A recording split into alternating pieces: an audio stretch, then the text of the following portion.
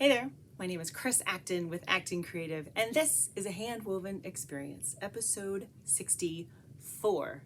And in this episode, I have 3 tips when it comes to choosing colors for your next weaving project. So let's start at the top. Why is color so tricky when it comes to weaving? Well, that's actually a pretty easy one to answer because unlike many other fiber arts and a lot of arts in general, when you are weaving, you don't just worry about that blue warp yarn.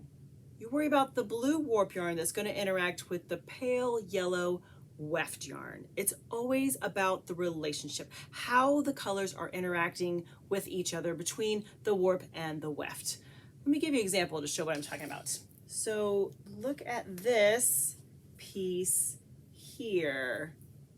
See, there's these big bold blocks of colors all in blues and grays, different textures, all that good stuff. But this project is all done with the same set of warp yarns: blue, navy, gray, white. These are all the warp yarns that run throughout the entire project. So when I include a fuzzy blue for the weft or a light gray, your eye is going to look at this and blend all of those magic colors together, which is amazing, but takes a little bit to wrap your head around how I'm going to plan a project with a whole variety of colors like this. So I'm going to walk you through 3 tips that I use all the time when I am planning colors for my next project.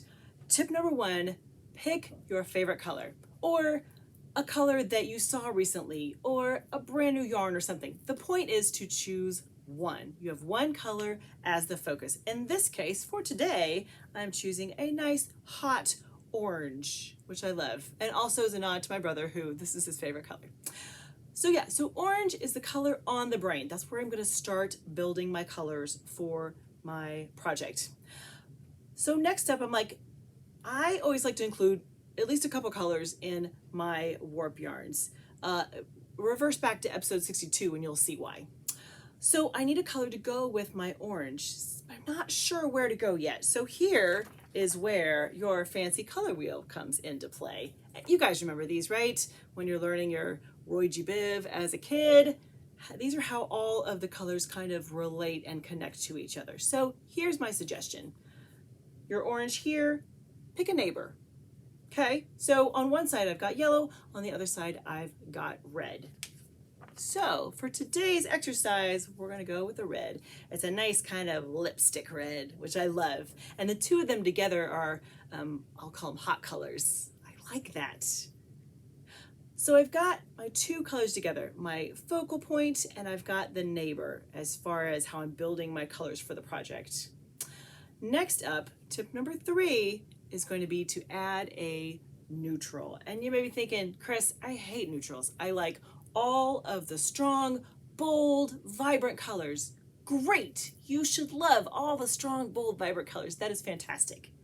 But neutrals are important, and here's why.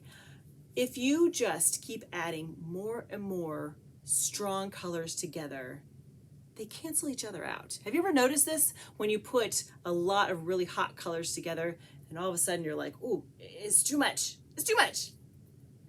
It can also make the project start to look a little bit muddy, which you want to kind of stay away from. So here's my suggestion, pick a neutral. In this case, I like this kind of, it's like a light khaki kind of color. See that together? Now, part of what you're considering here too is how are the proportions going to help my combination of yarns, right? But by adding a neutral, I am helping your eye relax so they can focus on the colors that I want them to focus on. So neutrals are very important, whether it be like this kind of a khaki, a light brown, a white, a gray, a charcoal, whatever you like. Include a neutral. That's usually one of my big suggestions when you're picking out a combination of colors. So I've got a couple other things for you to just keep in mind, even beyond our 3 fantastic tips here. So when you are designing colors for your warp, keep in mind that you have a whole weft that will go with it.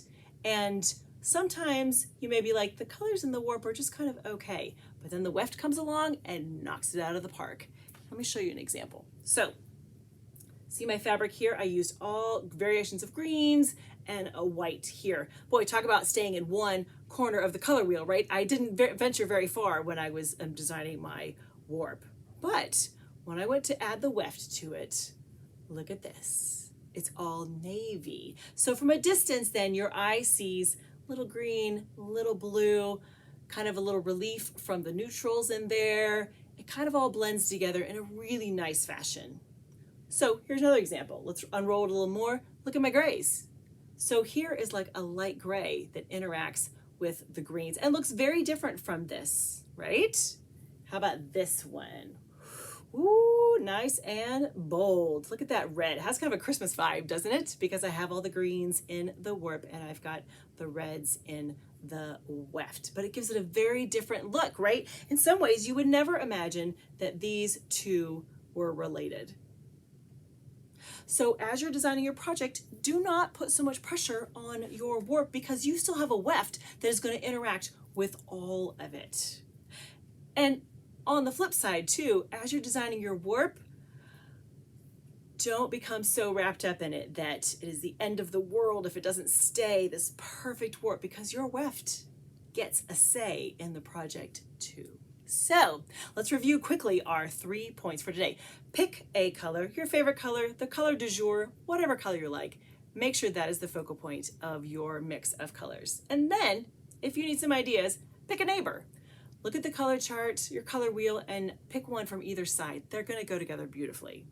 And then add a neutral, add a white, add a gray, add a tan, whatever. That neutral is going to help your other colors stand out in a big way. So those are just a couple things to keep in mind when you're planning your next project, because we've all been there staring at an empty loom thinking, what the heck do I do next? All right, my friends, I hope that helps, gives you lots to think about and more ways to use all that fabulous yarn on your shelf. Have a great week, my friends. Happy weaving.